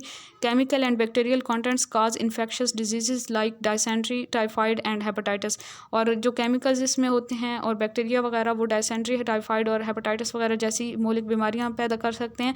ऑयल स्पिलेज काजेज सी वाटर पोल्यूशन। ऑयल जो रिश्ता रहता है बहरी जहाज़ों वगैरह से वो वाटर पोल्यूशन काज कर सकता है। हाइड्रोकार्बन्स जैसा कि पॉलीसाइक्लिक एरोमेटिक हाइड्रोकार्बन्स हैं और कार्सिनोजेनिक, ये कैंसर काज कर सकते हैं even at low concentration. Soluble होते हैं aromatic fractions of oil, soluble aromatic fractions जो होती हैं ऑयल्स की कार्बन 10 से या कार्बन 10 या इससे लेस कार्बन वाले जो एरोमेटिक कंपाउंड्स हैं मीन जिसमें कार्बन की तादाद, कार्बन एटम की तादाद 10 तक हो या 10 से कम हो। अफेक्ट मैरीन ऑर्गेनिजम्स बैडली, ये मैरीन लाइफ को बहुत बैडली इफेक्ट करते हैं। And the light transmission through surface of the water is affected by oily layer on it. अगर ऑयली लेयर बन जाती है वाटर के सरफेस के ऊपर तो वहाँ पे लाइट की ट्रांसमिशन नहीं हो सकती। दस photosynthesis of the plants and dissolved oxygen in the water is decrease. तो वहाँ पे फोटोसिंथेसिस का अमल रुक जाता है और डिजॉल्व ऑक्सीजन भी कम हो जाती है। उसके बाद इसके अलावा जो डिटर्जेंट्स होते हैं mobilise the bound toxic ions of the heavy metal such as lead, cadmium and mercury from the sediments into water. Detergents जो होते हैं डिटर्जेंट्स इनका ये काम होता है कि जो सेडिमेंट्स के साथ बाउंड हुए मेटल्स के होते हैं, हैवी मेटल्स के आइंस, उनको ये मोबिलाइज कर देते हैं जो कि बहुत ज़्यादा डैमेज करते हैं मेरीन लाइफ को। और पेस्टिसाइड्स जो होते हैं इनका ये नुकसान होता है कि more than 10,000 different types of the synthetic organic pesticides are in use. तकरीबन 10,000 से ज़्यादा मुख्तलिफ किस्म के पेस्टिसाइड्स जो हैं वो आजकल इस्तेमाल में हैं। And the most important and widely used are insecticides हैं, हर्बिसाइड्स हैं, फंगिसाइड्स हैं। इंसेक्टिसाइड इंसेक्ट्स को किल करते हैं, हर्बिसाइड्स अनडिजायर्ड प्लांट्स को या हर्ब्स को, और फंगिसाइड जो हैं वो फंजाई वगैरह फंगस की ग्रोथ को कंट्रोल करने के लिए यूज़ होते हैं। और pesticides block reproduction process of paste. एक फ़ायदा इनका तो ये है कि ये पेस्ट की रिप्रोडक्शन को कंट्रोल करते हैं, उनको ख़त्म करते हैं, लेकिन इनके फिर नुकसानात भी बहुत ज़्यादा होते हैं, ये पोल्यूशन काज करते हैं। ठीक है, तो यहाँ पे कुछ प्रॉब्लम आ रही है। And increases food production. फ़ायदा तो यह है कि ये फूड प्रोडक्शन को इंक्रीज़ करते हैं। Also have helped in the eradication of the disease such as malaria, yellow fever, bubonic plague and sleeping sickness. इन बीमारियों को ख़त्म करने के लिए भी इन्होंने हमारी हेल्प की है। लेकिन पेस्टिसाइड जो होते हैं contaminate the soil, plants and water enters into the food chain through the various routes, that is agricultural food products and drinking water, and organic chemicals in drinking water do not have any healthy effect on living organisms. Light molecular weight जो chlorinated hydrocarbons होते हैं drinking water के अंदर are carcinogens, यानी कि वो cancer cause करते हैं। And have no safe level that is cause health problems, इनकी कोई सेफ लेवल नहीं है। Synthetic organic chemicals at high concentration, जो हाई कंसनट्रेशन पे सिंथेटिक ऑर्गेनिक केमिकल्स होते हैं can cause nausea, dizziness, tremors and blindness. ठीक है, तो ये बहुत ज़्यादा इनके सीवियर इफेक्ट्स हैं, इनको आपने बहुत अच्छे से याद करना है। At low concentration they become tasteless and odourless, mean कि उनको फील भी नहीं किया जा सकता। And may cause skin eruption और central nervous system impairment. And when ingested over months और years in lower concentration they produce fatal disease like carcinogens. ठीक है, तो उसके बाद नेक्स्ट हमारे पास इंडस्ट्रियल वेस्ट ऑफ इफ्लुएंट्स में contain synthetic organic compounds and heavy metals like palladium, cadmium, chromium, mercury, arsenic, antimony, oils and greases, mineral acids. They pollute both surface and groundwater used for irrigation and potable water supply. Also cause irreversible degradation of the environment. Heavy metals cause anemia, kidney diseases, nervous disorders, high blood pressure. इसके अलावा leather tanneries use large quantities of the chromium 6। अच्छा, leather tanneries में वो पीछे question भी आया हुआ था ना, तो क्रोमियम 6 ही ठीक आंसर है इसका, क्रोमियम 3 नहीं होगा। Chromium 6 salts for leather tanning, only some of units treat water to reduce chromium 6 to chromium 3। Chromium 3 तो सेफ़ है ना, तो अगर तो हम क्रोमियम 3 में चेंज कर देते हैं क्रोमियम 6 को, तो वो हमारे लिए नुकसानदेह नहीं होगा। And precipitate it by alkali as CrOH thrice, and chromium 6 is highly toxic and cause cancer. तो क्रोमियम 6 जो है वो टॉक्सिक है।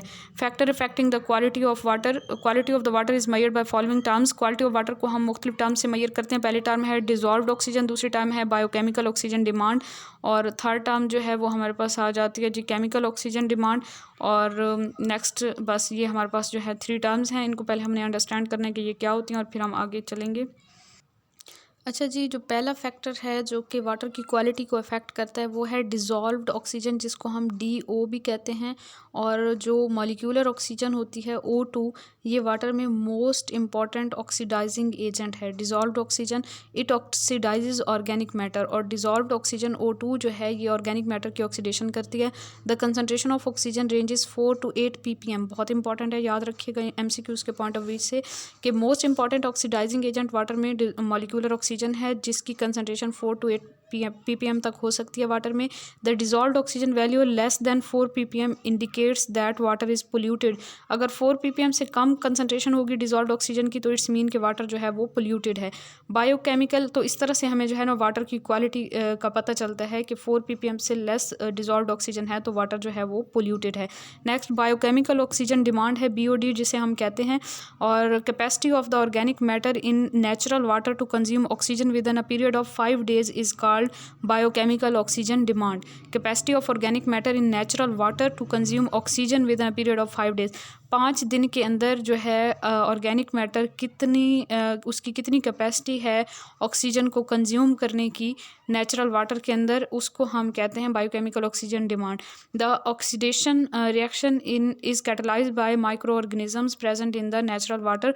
ऑक्सीडेशन रिएक्शन जो हो रहे होते हैं वाटर के अंदर, वो माइक्रो ऑर्गेनिजम्स उनको कैटलाइज कर रहे होते हैं एंड वो ऑक्सीजन को यूज़ कर रहे होते हैं। मेजरमेंट की बात करें तो measure of oxygen is calculated, amount of oxygen is calculated at the beginning, starting में इसे कैलकुलेट किया जाता है, फिर सील कर दिया जाता है वाटर सैंपल को and then placed in dark at a constant temperature इधर at 20 degree centigrade to 25 degree centigrade, and then amount of the oxygen is finally calculated at the end of the 5 days period, and the value of the biochemical oxygen demand is determined from the amount of oxygen consumed. पहले water का sample लेंगे, उसकी oxygen के amount को check कर लेंगे, फिर उसे 5 days के लिए डार्कनेस में रख देंगे कांस्टेंट टेम्परेचर के ऊपर। टेम्परेचर की range 20 to 25 degree degree Celsius तक हो सकती है। फिर फाइनली 5 डेज़ के बाद ऑक्सीजन के अमाउंट को चेक करेंगे, फिर जो ऑक्सीजन की अमाउंट पहले थी जो बाद में थी, दोनों का आप डिफरेंस लेंगे, कितनी ऑक्सीजन कंज्यूम हुई है वही आपके पास BOD होगी, बायोकेमिकल ऑक्सीजन डिमांड होगी। फिर है हमारे पास केमिकल ऑक्सीजन डिमांड COD, जिसे हम कहते हैं the organic content of the water which consume oxygen during chemical oxidation is called chemical oxygen demand. Organic content जो है वाटर के अंदर वो कितनी ऑक्सीजन को कंज्यूम करता है during chemical oxidation, chemical oxidation के दौरान, उसको हम केमिकल ऑक्सीजन डिमांड कहते हैं। COD, value of COD is direct measure of chemically oxidisable matter in water. Chemically oxidisable matter से हम डायरेक्टली COD को मेजर कर सकते हैं। Higher value of the COD will indicate more pollution. अगर COD की वैल्यू ज़्यादा होगी, याद रखिएगा कि अगर COD की वैल्यू ज़्यादा होगी तो वाटर ज़्यादा पोल्यूटेड होगा। मेजरमेंट की बात करते हैं तो determined directly by treating water with dichromate ion. Dichromate ion के साथ वाटर की ट्रीटमेंट की जाती है and it is powerful oxidising agent and oxidises organic matter in water. ये जो हमारे पास डाइक्रोमेट आयन है ये पावरफुल ऑक्सीडाइजिंग एजेंट है और ये ऑर्गेनिक मैटर को ऑक्सीडाइज कर देगा। द एक्सेस और remaining amount of the dichromate is determined by titration. और जो उसकी अमाउंट बच जाएगी ऑक्सीडेशन के बाद, उसकी टाइट्रेशन के जरिए उसकी अमाउंट का पता लगा लिया जाएगा and COD is determined from the amount of the dichromate consumed. कितनी डाइक्रोमेट की अमाउंट जो है वो कंज्यूम हुई है उससे हमें COD का पता चल जाएगा।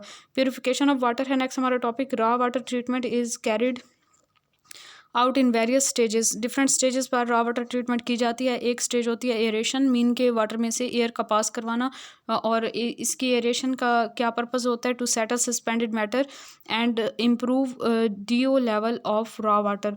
डिजॉल्व ऑक्सीजन लेवल जो रॉ वाटर का है उसको इम्प्रूव करने के लिए और सेटल सस्पेंडेड मैटर के लिए जो है हम यूज़ करते हैं। रिमूव डिजॉल्व्ड गैसेस, जैसे कि ये जो फाउल स्मेलिंग गैसेस होती हैं H2S, ऑर्गेनोसल्फर कंपाउंड्स होते हैं एंड वोलेटाइल ऑर्गेनिक मैटर, इनको रिमूव करने के लिए हम यूज़ करते हैं। एरेशन का process and some matter is easily removed that is change into volatile components. कुछ मटेरियल जो हैं, कुछ मैटर इजीली रिमूव हो जाता है क्योंकि वो गैसेस वगैरह में चेंज हो जाते हैं, तो गैसेस वहाँ से वोलेटाइल होते हैं, गैसेस वहाँ से इवेपोरेट हो जाती हैं, मीन कि वहाँ से खारिज हो जाएंगी, निकल जाएंगी, वहाँ से ईजिली उड़ जाती हैं वहाँ से। Other is removed by passing water over activated carbon या एक्टिवेटेड चारकोल हम कह सकते हैं, and it require if required. और बाकी मटेरियल को हम रिमूव करने के लिए हम क्या करते हैं, एक्टिवेटेड कार्बन में से पास करवाया जाता है वाटर को। और it also oxidises water soluble Fe2 positive to Fe3 positive and which then form insoluble FeOH thrice and remove. और फिर जो आयरन के हैं आयंस हैं उनको फिर हाइड्रोक्साइड्स की फॉर्म में रिमूव किया जाता है क्योंकि वो इनसोलुबल फॉर्म में होते हैं। नेक्स्ट हमारे पास सेकंड मेथड या प्रोसेस है कोआगुलेशन का। कोआगुलेशन एंड प्रेसिपिटेशन, सस्पेंडेड या कोलाइडल मटेरियल जो होते हैं उनको रिमूव किया जाता है कोआगुलेशन एंड प्रेसिपिटेशन के मेथड से। कोआगुलेंट्स क्या होते हैं? एल्यूमिनियम सल्फेट और एलम काज प्रेसिपिटेट और सस्पेंडेड इम्प्योरिटीज़। एल्यूमिनियम सल्फेट या एलम जो हैं ये प्रेसिपिटेट बना देते हैं सस्पेंडेड इम्प्योरिटीज़ के। K2SO4.Al2SO4 thrice.24H2O, ये जो है हमारे पास एलम का फार्मूला है, याद रखिएगा, प्लस 3AOH ट्वाइस। इसका रिएक्शन करवाएंगे तो हमारे पास 3CaSO4 plus 2ALOH thrice plus K2SO4 plus 24H2O। तो यहाँ पे ALOH थ्राइस जो है ये इसके प्रेसिपिटेट्स बन जाएंगे। और suspended impurities are absorbed at the surface of the precipitate of ALOH thrice. ALOH thrice की सर्फिस के ऊपर इम्प्योरिटीज़ जो हैं जो सस्पेंडेड फॉर्म में थी वाटर में, वो इसके ऊपर एब्जॉर्ब होना स्टार्ट हो जाएंगी। अब वो सस्पेंडेड फॉर्म में नहीं रहेंगी बल्कि वो इम्प्योरिटी उसकी फॉर्म में आ जाएंगी, प्रेसिपिटेट की फॉर्म में। Ferric salts are also used as coagulant. अच्छा, कोआगुलेंट यहाँ पे याद रखने कौन कौन से यूज़ कर रहे हैं? एल्यूमिनियम सल्फेट या एलम को यूज़ कर रहे हैं, और इसके अलावा फेरिक के साल्ट्स को भी एज अ कोआगुलेंट यूज़ किया जाता है, but they are difficult to handle. उनको हैंडल करना डिफ़िकल्ट होता है। Form insoluble ferric oxide in pH 3 to 13। 3 to 13 के रेंज में ये इनसोलुबल फेरिक ऑक्साइड्स बनाते हैं और उनको हैंडल करना ईजी नहीं होता। Process of coagulation can remove greater than 80% of the suspended solid. Coagulation के प्रोसेस इतना इंपॉर्टेंट है कि ये 80% से ज़्यादा सस्पेंडेड सॉलिड्स को रिमूव कर सकता है। And then hard water is treated to remove calcium oxide and magnesium oxide. और फिर हार्ड वाटर को सॉफ्ट वाटर में चेंज करने के लिए कैल्शियम और मैग्नीशियम के ऑक्साइड्स को रिमूव किया जाता है। नेक्स्ट जो हमारा मेथड है वो है treatment with chlorine. Chlorine is frequently used to disinfect water. ये आप लोग जानते हैं कि क्लोरीन को बहुत ज़्यादा यूज़ किया जाता है वाटर को डिसइंफेक्ट करने के लिए, एंड क्लोरीन किल करता है पैथोजेंस को, काज वाटर बॉर्न डिजीज़। पैथोजेंस जो होते हैं ये वाटर बॉर्न डिजीज़ काज करते हैं, जैसे टाइफाइड और कॉलेरा वगैरह हैं। Most commonly used disinfecting agent is hypochlorous acid. Chlorine को इस फॉर्म में नहीं बल्कि हाइपोक्लोरस एसिड की फॉर्म में यूज़ किया जाता है मोस्टली, HOCl की फॉर्म में। It kills micro organisms readily and by passing through their cell membrane. Cell membrane से गुजर के, माइक्रो ऑर्गेनिज्म की सेल मेम्ब्रेन से गुजर कर हाइपोक्लोरस एसिड जो है माइक्रो ऑर्गेनिज्म को किल कर देता है। Hypochloric acid unstable, can not be stored. ये अनस्टेबल है, ये इसी फॉर्म में इसको नहीं रखा जा सकता, इसको स्टोर नहीं किया जा सकता। Generated by dissolving Cl2 gas और सोडियम और calcium hypochlorides in water. Sodium या कैल्शियम हाइपोक्लोराइड को वाटर में डिजॉल्व करके या फिर क्लोरीन गैस को वाटर से पास करके जो है इसकी फॉर्मेशन की जाती है। Disinfection of the by chlorine is less expensive. Chlorine के जरिए अगर डिसइंफेक्शन करते हैं तो ये कम महंगा पड़ता है हमें, मीन के सस्ता तरीका होता है। Generating of HOCl from sodium और calcium hypochlorides, avoid the transportation and use of chlorine cylinders. हम क्या कर सकते हैं, सोडियम या कैल्शियम का हाइपोक्लोराइड को यूज़ किया जाता है इंस्टेड ऑफ क्लोरीन गैस, क्योंकि क्लोरीन गैस के सिलेंडर्स को फिर एक जगह से दूसरी जगह भेजना जो है वो मुश्किल हो जाता है, तो इसलिए सोडियम या कैल्शियम हाइपोक्लोराइड को यूज़ करके HOCl की फॉर्मेशन की जाती है। Harmful effects of the chlorination. Chlorination के हार्मफुल इफेक्ट्स क्या होते हैं? HOCl reacts with NH3 and organic matter to form chloramine. Chloramines की फॉर्मेशन होती है, NH2Cl हो सकता है, NaCl2 क्लोरामीन हो सकती है, NCl3 हो सकता है, और NCl3 जो है ये आई इरिटेंट है, याद रखिएगा NCl3 आई इरिटेंट है। NH3 का जब HOCl के साथ रिएक्शन होता है तो NCl3 की फॉर्मेशन होती है, साथ में वाटर की प्रोडक्शन होती है, और ये NCl3 जो है ये आई इरिटेंट है। ठीक है, तो ये हार्मफुल इफेक्ट्स हैं क्लोरीनेशन के कि HOCl का NH3 के साथ रिएक्शन होता है तो क्लोरामीन्स बनते हैं। क्लोरामीन्स में से NCl3 जो है, ट्राईक्लोरामीन जो है, ये आई इरिटेंट है, जो कि ठीक नहीं है।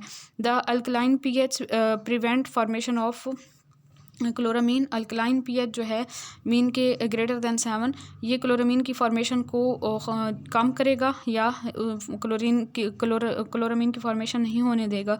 अल्कलाइन pH याद रखिएगा, अल्कलाइन pH पर क्लोरामीन की फॉर्मेशन नहीं होती। Toxic organic compounds are formed in water, that is if phenol is present. अगर फिनोल प्रेजेंट हो तो क्लोरीनेटेड फिनोल बनता है, और क्लोरीनेटेड फिनोल जो होता है इसका ऑफेंसिव ऑर्डर होता है, टेस्ट भी इसका ठीक नहीं होता है, एंड आर टॉक्सिक। और ये जो क्लोरीनेटेड फिनोल्स हैं ये टॉक्सिक होते हैं। ठीक है, इसका ऑफेंसिव ऑर्डर और टेस्ट होता है। HOCl ऑर्गेनिक मैटर के साथ जब रिएक्ट करता है ह्यूमिक एसिड के साथ तो CHCl3 की फॉर्मेशन होती है, जो कि लिवर कार्सिनोजेन है, लिवर का कैंसर काज कर सकता है। नेगेटिव रिप्रोडक्टिव इफ़ेक्ट हो सकता है इसका, एंड डेवलपमेंटल इफ़ेक्ट्स हो सकते हैं नेगेटिव इन ह्यूमंस। इसके अलावा क्लोरीनेटेड वाटर जो है वो इंक्रीज़ करता है risk of bladder and rectal cancer. To avoid harmful effects of the chlorine, ozone और ClO2, ओजोन या ClO2 को यूज़ किया जा सकता है, is used for disinfecting water. Water की डिसइंफेक्शन के लिए हम ओजोन को या ClO2 को यूज़ कर सकते हैं इंस्टेड ऑफ क्लोरीन, क्योंकि क्लोरीन के बहुत से हार्मफुल इफेक्ट्स हैं। नेक्स्ट जी हमारा टॉपिक आ जाता है solid waste management. The study of disposal of domestic refuse, commercial and industrial solid waste और semi solid material is called solid waste management. Solid waste management की डेफिनेशन देखें तो ये स्टडी होती है disposal of domestic refuse, mean घरों का जो भी कूड़ा क्रिकेट गंद वगैरह है, कमर्शियल और इंडस्ट्रियल सॉलिड वेस्ट जो हैं उनको किस तरह से डिस्ट्रॉय करना है, उनको किस तरह से मीन के ख़त्म करना है हमने, ये किस तरह से उन वेस्ट को हमने ठिकाने लगाना है। सेमी सॉलिड मटेरियल्स वगैरह को, इसको हम सॉलिड वेस्ट मैनेजमेंट कहते हैं। The domestic municipal solid waste mostly consist of, जो डोमेस्टिक म्यूनसिपल सॉलिड वेस्ट होता है उसमें ज़्यादातर paper, vegetables, plastic, wood, glass, rubber, leather, textile, metals and food wastage वगैरह आ जाते हैं, फूड वेस्ट वगैरह। Effects of dumping water in sea and rivers, waste को अगर हम सी या रिवर वगैरह में डाल देते हैं तो उसके क्या इफ़ेक्ट्स होते हैं। इससे क्या होता है जी, मेरीन लाइफ जो होती है वो डिस्टर्ब होती है, damage marine environment and cause health issues to humans. तो वही मेरीन फूड जो है हम यूज़ करते हैं तो फिर हमारे अंदर भी बीमारियां पैदा हो सकती हैं। And this waste includes acids, इस वेस्ट में हमारे पास एसिड हो सकते हैं। रिफाइनरी, ये जो डंपिंग वेस्ट को अगर हम डंप करते हैं वाटर के अंदर तो इस वेस्ट के अंदर होता क्या क्या है, इंडस्ट्रीज़ का वेस्ट हो सकता है, घरों का वेस्ट हो सकता है, तो इसमें एसिड्स, रिफाइनरी वेस्ट हो सकता है, pesticides, construction and demolition debris और इसके अलावा एक्सप्लोजिव, डोमेस्टिक रिफ्यूज़ हो सकता है, गार्बेज हो सकता है एंड रेडियोएक्टिव वेस्ट हो सकते हैं। ठीक है, तो इसमें हमारे पास पेस्टिसाइड्स का भी आपको पता है, construction and demolition of debris, mean के कूड़ा वगैरह का बनना और उसका फिर डिग्रेड होना, उसका टूटना। एक्सप्लोजिव हो सकते हैं, डोमेस्टिक रिफ्यूज़ हो सकता है, गार्बेज एंड रेडियोएक्टिव वेस्ट वगैरह हो सकते हैं। लैंडफिल्स क्या चीज़ होती है? लैंडफिल्स होते हैं लार्ज होल होते हैं जो कि ज़मीन के अंदर खोदे जाते हैं, बड़े गड्ढे हम कह सकते हैं, या फिर एम्प्टी पीसेस ऑफ लैंड, या तो खुली ज़मीन जहाँ पे हम कूड़ा क्रिकेट फेंकते रहते हैं उसको हम लैंडफिल कहते हैं, या फिर कोई गड्ढा खोद के उसके अंदर हम गंद वगैरह को दबा देते हैं तो उसे लैंडफिल कहते हैं। व्हेन इट्स फुल, जब ये फुल हो जाता है तो इसको कवर कर दिया जाता है सॉइल या क्ले के साथ। And the factors for selection of the landfill are, landfill को सिलेक्ट करने के फैक्टर्स कौन से हैं? एक तो टोपोग्राफी को देखा जाता है, location of the ground water table को देखा जाता है, nature of solid waste, type of soil and rock, and location in the surface water and ground water flow system. इन सारी चीज़ों को देखकर लैंडफिल को बनाया जाता है कहीं पे। ठीक है, तो नेक्स्ट हमारे पास आ जाता है ground water and liquid from waste. Ground water और जो होता है ना, और liquid from the waste seeps through landfills, या तो ग्राउंड वाटर या फिर उस वेस्ट के अंदर से जो लिक्विड निकलता है वो रिस्क कर चला जाता है लैंडफिल के, या लैंडफिल वाला जो लिक्विड है वो रिस्क कर ग्राउंड वाटर में मिक्स हो जाता है, या ग्राउंड वाटर रिस्क कर लैंडफिल में आ जाता है। और इससे क्या हो जाता है, इसको हम लीचेट कहते हैं। ठीक है, contain dissolved, suspended and microbial contaminants, and it include volatile organic acids, acetic acid and various fatty acids, bacteria, heavy metals and salts of the common inorganic ions like calcium ion, and gases produced in landfills are methane, ammonia, hydrogen sulphide, nitrogen, ये gases जो है landfill में produce होती हैं। Micro pollutants जो produce होते हैं volatile organic matters है, टोलुइन है, डाइक्लोरो मीथेन वगैरह, ये माइक्रो पोल्यूटेंट्स हैं। ठीक है, और incineration of the municipal waste. Incineration कौन सा प्रोसेस होता है? Incineration is a process in which the solid waste is burned at high temperature almost 900 to 1000 degree Celsius. 900 to 1000 degree Celsius temperature पर जब हम सॉलिड वेस्ट को जलाते हैं तो इस प्रोसेस को हम इंसिनरेशन कहते हैं। और इसमें एक इंसिनरेटर यूज़ किया जाता है, मीन कि एक ऐसा अपरेटस होता है जिसके अंदर जलाया जाता है इस वेस्ट को। Ash residues are disposed of on land और लैंडफिल्ड, और जो उसकी राख बच जाती है उसको या तो ज़मीन पर ऐसे फेंक दिया जाता है या फिर लैंडफिल्स में दबा दिया जाता है। It reduces volume of the waste by 2/3, और ये जो इंसिनरेशन का प्रोसेस है इसमें वेस्ट का वॉल्यूम जो है 2/3 डिक्रीज़ हो जाता है। एंड हीट प्रोड्यूस स्टीम, वहाँ से जो हीट प्रोड्यूस होती है उससे स्टीम बनाई जाती है, और स्टीम से फिर टरबाइन वगैरह को रन किया जाता है और इलेक्ट्रिसिटी प्रोड्यूस की जाती है। इसके फ़ायदे भी हैं, नुकसानात भी हैं। ट्रीटमेंट ऑफ इंडस्ट्रियल वेस्ट जो है उनको कैसे ट्रीट किया जाता है? इसके दो तरीके होते हैं, एक तो उनको लैंडफिल्स में दबा दिया जाए या फिर इंसिनरेशन के ज़रिए जो है उसे ख़त्म किया जाए। Incinerated and then residual waste are then thrown on land, और उनको जो है लैंडफिल में या फिर फेंक दिया जाता है या दबा दिया जाता है। Landfill for hazardous waste is monitored more regularly, जो ख़तरनाक वेस्ट होते हैं ना उनके लिए लैंडफिल को ज़्यादा रेगुलरली चेक करने की ज़रूरत होती है। For leakage of the leachate, कि उसमें से जो है ना उसका लिक्विड रिस्क कर ग्राउंड वाटर में ना शामिल हो जाए। बेसिक डिज़ाइन जो लैंडफिल का होता है वो सेम होता है as that for the municipal solid waste, लेकिन यहाँ पे चेंजेस होती हैं कुछ, वो आपने याद रखनी। However it has more lining of the clay, यहाँ पे क्ले की ज़्यादा लाइनिंग की जाती है, एंड प्लास्टिक की। So leachate does not contaminate soil और ग्राउंड वाटर, ताकि जो है यहाँ पे क्ले और उस प्लास्टिक की ज़्यादा लाइनिंग की जाती है ताकि लीचेट जो है वो ज़्यादा वाटर को ख़राब ना करे। Incineration of the industrial and hazardous waste, incineration का प्रोसेस रोटरी किल्न होती है एक। लिक्विड, सॉलिड या स्लज वेस्ट इसमें जो है वो हम डाल सकते हैं और उसको जला सकते हैं। टेम्परेचर 650 to 1100 डिग्री सेंटीग्रेड रखा जाता है, और जो दूसरा म्यूनसिपल वेस्ट था उसमें 900 to 1000 डिग्री सेल्सियस टेम्परेचर रखा जाता था, जहाँ पे 650 to 1100। एशेस जो हैं वेस्ट टैंक में उनको फेंका जाता है, और फिर वहाँ से रिमेनिंग लिक्विड या गैस मटेरियल जो है उसको सेकेंडरी चैम्बर में भेजा जाता है रोटरी किल्न के बाद, और ये नॉन रोटेटिंग चैम्बर होता है। वहाँ पे टेम्परेचर 950 to 1300 डिग्री सेल्सियस होता है। पहले रोटरी किल्न जो है उसके अंदर 650 to 1100 डिग्री सेंटीग्रेड टेम्परेचर था, और सेकेंडरी चैम्बर जो कि नॉन रोटेटिंग है वहाँ पे 950 to 1300 डिग्री सेंटीग्रेड टेम्परेचर होता है। Organic molecules are completely destroyed, इस टेम्परेचर पे डिस्ट्रॉय हो जाते हैं organic molecules. Gas produced are cooled to 230 degree Celsius, gases जो प्रोड्यूस होती हैं उनको 230 डिग्री सेल्सियस तक कूलिंग की जाती है by water spray. Cooled gases को पास करवाया जाता है through scrubber system and it eliminates particles and acid forming compounds like carbon dioxide, और एशेज और वेस्ट वाटर जो है उसको लैंडफिल्स में फिर डाल दिया जाता है। इंपॉर्टेंट पॉइंट्स हैं फिर कुछ जो कि मैंने हायर लेवल से लिए हैं, और कुछ ऐसे पॉइंट्स थे जो कि मैट्रिक एफएससी से बच गए थे तो वो यहाँ पे मैंने मेंशन किए हैं, इंपॉर्टेंट है, इनको बहुत अच्छे से याद कीजिएगा। तो जी फर्स्ट हमारा पॉइंट है sunlight has short wavelength radiations, और शॉर्ट सनलाइट की जो रेडिएशंस होती हैं वो शॉर्ट वेवलेंथ की होती हैं। Solar energy absorb by earth is transformed into heat energy. Solar energy, वैसे तो सोलर एनर्जी कौन सी रेडिएशंस पे मुश्तमिल है, शॉर्ट वेवलेंथ वाली रेडिएशंस पे मुश्तमिल है। वो सोलर एनर्जी जब एब्जॉर्ब होती है ज़मीन के अंदर तो वहाँ से वो ट्रांसफ़र होती है हीट में, और हीट एनर्जी जो है which is of longer wavelength.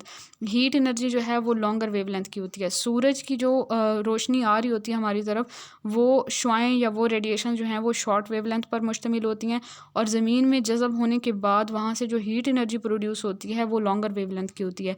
On average 32% reflection of light, of average जो है ना ज़मीन से 32% लाइट की रिफ्लेक्शन होती है। ऑन एवरेज 32% रिफ्लेक्शन होती है लाइट की ज़मीन से। अच्छा वो कैसे कैसे 32% होती है, 6% अर्थ की सरफेस से होती है, 26% रिफ्लेक्ट होती है back into space because of clouds gases and dust particle. 6% अर्थ की सरफेस से, 26% जो है वो क्लाउड गैसेस और डस्ट पार्टिकल से जो कि एटमॉस्फेयर में प्रेजेंट होते हैं। 18% जो होती है ना सनलाइट वो तकरीबन एब्जॉर्ब होती है एटमॉस्फेरिक गैसेस में। अच्छा यहाँ पे हमारे पास 26 और 6 जो है ये 32% हो गया ना, तो 32% रिफ्लेक्शन की हमने बात की कि टोटल 32% रिफ्लेक्शन होती है लाइट की, उसमें से 26% जो है वो क्लाउड्स और गैसेस वगैरह से रिफ्लेक्ट होती है और 6% अर्थ की सरफेस से। अब हम बात करते हैं कि 8% जो है सनलाइट एब्जॉर्ब हो जाती है एटमॉस्फेरिक गैसेस में, और रिमेनिंग की अब वो 18% और 32% 50% हो गया। बाकी की जो 50% बच जाती है लाइट वो ज़मीन के ऊपर पहुंचती है, कुछ एब्जॉर्ब होती है और energy is radiated as longer wavelength. वहाँ से कुछ हीट में चेंज होके हीट की लॉन्गर वेवलेंथ रेडिएशंस होती हैं, वो फिर ज़मीन से जो है वो ऊपर की तरफ उठती हैं which is absorb by water vapours. उसको वाटर वेपर्स और कार्बन डाइऑक्साइड जो हमारे एटमॉस्फेयर में प्रेजेंट होते हैं वो एब्जॉर्ब करते हैं उस हीट एनर्जी को, और हमारे एटमॉस्फेयर का टेम्परेचर इंक्रीज़ कर देते हैं, क्योंकि हीट एनर्जी लॉन्गर वेवलेंथ वाली रेडिएशंस होती हैं ना, तो वो टेम्परेचर वहाँ से बढ़ जाता है जब वाटर वेपर्स और कार्बन डाइऑक्साइड उसको एब्जॉर्ब करते हैं। फोटोकॉपियर और other source of the static electricity cause ozone to form from O2 oxygen. ठीक है, फोटोकॉपियर या दूसरे जो स्टैटिक इलेक्ट्रिसिटी के सोर्सेज हैं वहाँ पे O2 को चेंज किया जा रहा होता है O3 में।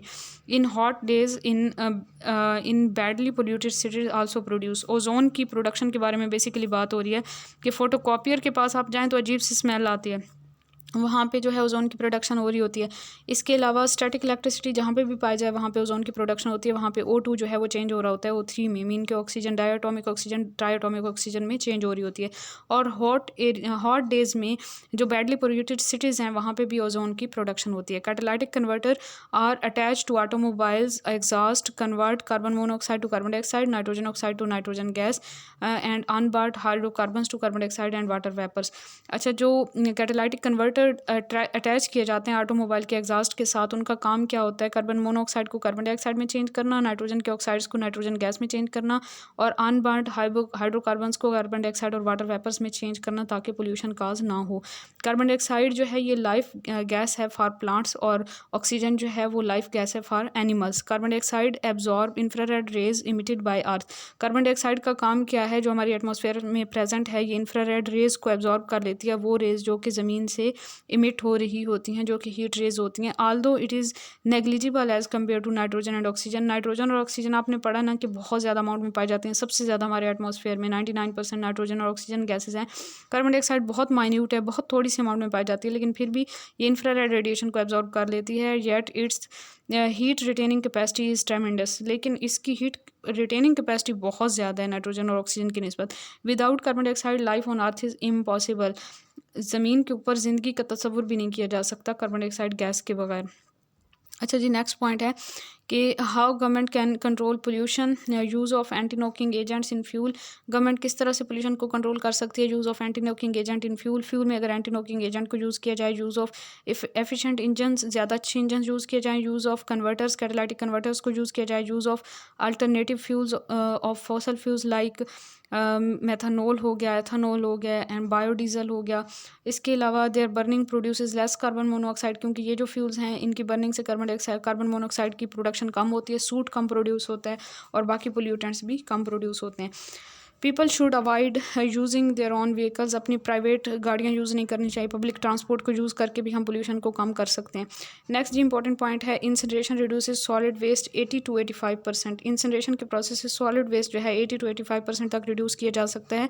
बट प्रॉब्लम ये है कि वहाँ से जो राख प्रोड्यूस होती है, ऐश प्रोड्यूस होती है, फ्लू गैसेज प्रोड्यूस होती हैं और हीट प्रोड्यूस होती है, वो काफ़ी ज़्यादा होती है। ठीक है, और इसके अलावा जो फ्लू गैस है उसमें कौन कौन सी गैसेस आ जाती हैं, इसमें डाइऑक्सिन्स आ जाते हैं, furan, sulphur dioxide, carbon dioxide, carbon monoxide, HCl and large amount of the particulate matter. ठीक है, ये याद कीजिएगा कि फ्लू गैस में क्या क्या चीज़ें आ जाती हैं।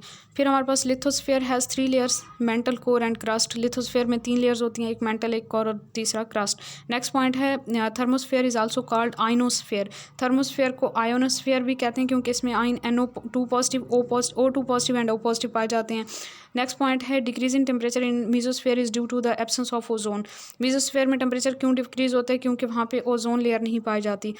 नेक्स्ट पॉइंट है अबव थर्मोस्फेयर। थर्मोस्फेयर से ऊपर अगर हम जाएं there is another layer which is called exosphere. Exosphere, thermosphere से ऊपर भी हम जाएं ना तो एक और लेयर भी है जिसे एक्सोस्फेयर कहते हैं। It is least densed layer of the atmosphere and is regarded as boundary line of atmosphere. और एक्सोस्फेयर को हम बाउंड्री लाइन कहते हैं एटमोसफेयर का, और ये लीस्ट डेंस लेयर है। It extend up to 22,000 kilometre, 22,000 kilometre तक ये एक्सटेंड पाई जाती है, मीन के मौजूद है। Soil is most important part of the lithosphere. Next important point है कि सॉइल जो है वो मोस्ट इंपॉर्टेंट पार्ट है लिथोस्फेयर का। Basic component of soil, soil के बेसिक कंपोनेंट्स कौन से हैं? मिनरल्स हैं 45% है, ऑर्गेनिक मैटर 5% है, वाटर 20 to 30% है, एयर 20 to 30% है। नेक्स्ट ये हमारे पास स्ट्रक्चर ऑफ अर्थ आ जाता है। अर्थ का स्ट्रक्चर यहाँ पे मैंने थोड़ा सा बनाया है, यहाँ पे आप देखें तो सबसे बाहर वाली क्रस्ट है जो कि तकरीबन 1% है, मेंटल 84% है और कोर जो है ये 15% है। और यहाँ पे आपको नज़र आ रहा है कि मेंटल वाला जो है लिथोस्फेयर है तकरीबन 100 किलोमीटर। फिर हमारे पास एस्थीनोस्फेयर है 700 किलोमीटर, मीजोस्फेयर है 2900 किलोमीटर। और ये नेक्स्ट यहाँ पे आपके पास जो क्रस्ट है, क्रस्ट की लेयर्स जो हैं वो ओशियानिक क्रस्ट होती है और कॉन्टिनेंटल क्रस्ट होती है। 5 to 9 किलोमीटर तक ओशियानिक क्रस्ट होती है और कॉन्टिनेंटल क्रस्ट जो है वो 30 to 40 किलोमीटर तक होती है। Most abundant element of the earth crust is silicon and aluminium. Silicon and aluminium most abundant earth crust के एलिमेंट्स हैं। Chemical composition of mental is oxygen is 45%, silicon is 22%, magnesium is 23% and iron, aluminium, calcium, sodium, potassium. और इसके अलावा ये जो है ना ये कम मिकदार में पाए जाते हैं। ठीक है, ट्रेसेस जैसे होती हैं। Earth is made up of more than 100 different elements. ज़मीन जो है वो 100 डिफरेंट एलिमेंट्स से मिलकर बनी है। उनमें से 8 एलिमेंट्स जो सबसे ज़्यादा पाए जाते हैं, oxygen 47%, silicon 27.7%, aluminium 8%, iron 5.01%, calcium 3.6%, sodium 2.8%, potassium 2.6%, magnesium 2.09% and other elements are 1.4%। Sources of ozone depletion की बात करें तो नाइट्रोजन के ऑक्साइड हैं, क्लोरोफ्लोरोकार्बन्स हैं, CF4 है, हाइड्रो क्लोरोफ्लोरोकार्बन्स हैं, न्यूक्लियर टेस्ट्स हैं, कार्बन टेट्राक्लोराइड है, हेलोन्स हैं, हेलोजन ऑक्साइड जिन्हें हम कहते हैं, मिथाइल हैलाइड्स हैं। ठीक है, ये सारे याद कर लें। ODP क्या है? ऑक्सीजन, इसमें हमारे पास है ओजोन डिप्लीशन पोटेंशियल। ODP हम कहते हैं ozone depletion potential, measure of destructive effect of the ozone depletion substance with respect to reference substance that is chlorofluorocarbon is called ozone depletion potential. Measure of destructive effect of ozone depletion substance with respect to reference substance that is chlorofluorocarbon is called ODP. NOx nitrogen के oxide जो हैं from atmosphere can be removed by, nitrogen के oxide को हम remove कर सकते हैं atmosphere से बाय रिडक्शन मेथड और बाय स्क्रबिंग मेथड। ठीक है, नेक्स्ट हमारा पॉइंट है कि एटमोसफेयर ऑक्सीडेंट्स जो हैं cause photochemical smoke are produced as, इनको कैसे प्रोड्यूस किया जाता है, ये कैसे बनते हैं। जो नाइट्रोजन ऑक्साइड हैं वोलेटाइल ऑर्गेनिक कंपाउंड के साथ रिएक्ट करके नाइट्रोजन डाइऑक्साइड में नाइट्रिक ऑक्साइड चेंज होगा।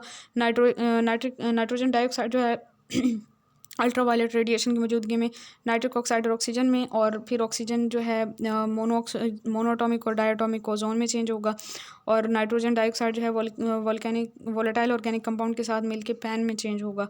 ठीक है, नेट रिजल्ट क्या होगा हमारे पास, जो प्रोडक्शन हो रही है ना वो ऑक्सीडाइजिंग एजेंट्स या ऑक्सीडेंट्स की हो रही है, ओजोन, पैन और अदर ऑक्सीडेंट्स लाइक H2O2 और HNO3। तो इस तरह से ऑक्सीडाइजिंग स्मोक प्रोड्यूस होती है। ये हमारे इन्वायरमेंट में जो भी चीज़ें प्रेजेंट हैं उनके आपस में रिएक्शन से ये ऑक्सीडेंट प्रोड्यूस होते हैं और इन ऑक्सीडेंट से फिर ऑक्सीडाइजिंग स्मोक प्रोड्यूस होती है। The heating of the earth due to trapping of the infrared radiations rays of longer wavelength by carbon dioxide layer present in the atmosphere is called green house effect. ये green house effect की definition है जो आप बचपन से पढ़ते हैं कि जो कार्बन डाइऑक्साइड की लेयर है वो IR रेडिएशन को एब्जॉर्ब कर लेती है। तो इस तरह से अर्थ का टेम्परेचर जो है इंक्रीज़ होता रहता है और इस इफेक्ट को हम कहते हैं ग्रीन हाउस इफेक्ट। अच्छा जी, नेक्स्ट है ग्रीन हाउस गैसेस का ऑर्डर भी पूछा हुआ था MCQs में, तो यहाँ से आप परसेंटेज के लिहाज से ऑर्डर याद कर सकते हैं और बहुत अच्छी तरह याद कर सकते हैं। तो यहाँ से देखें जी, ग्रीन हाउस गैसेस का ऑर्डर जो है इसमें हमारे पास मेन गैस जो है वो है carbon dioxide 53%, glass wall of green house भी से कहते हैं, मीथेन 16%, क्लोरोफ्लोरोकार्बन 14% और ozone 10%, N2O 6% and water 1%। Without green house effect temperature of the earth would not increase and it would be converted to cold planet. ठीक है, यहाँ पे अर्थ पे लाइफ पॉसिबल भी ना होती। -20 डिग्री सेंटीग्रेड जो है वो एवरेज टेम्परेचर हो जाता है रेदर देन 15 और 17 डिग्री सेंटीग्रेड। उसके बाद जी नेक्स्ट हमारे पास इंपॉर्टेंट पॉइंट आ जाता है, due to increase in the concentration of the carbon dioxide the global temperature is also increasing and this phenomena is called global warming. उसके बाद sound having intensity greater than 80 decibel is considered as noise and impact called noise pollution, that is industrial noise, transport noise and neighbourhood noise. Effect of noise pollution की बात करें तो contraction of blood vessels, making skin pale, high boiling point, increase in adrenaline in blood and mental stress, heart attack हो सकता है, neurological problems हो सकते हैं नॉइज़ पोल्यूशन की वजह से।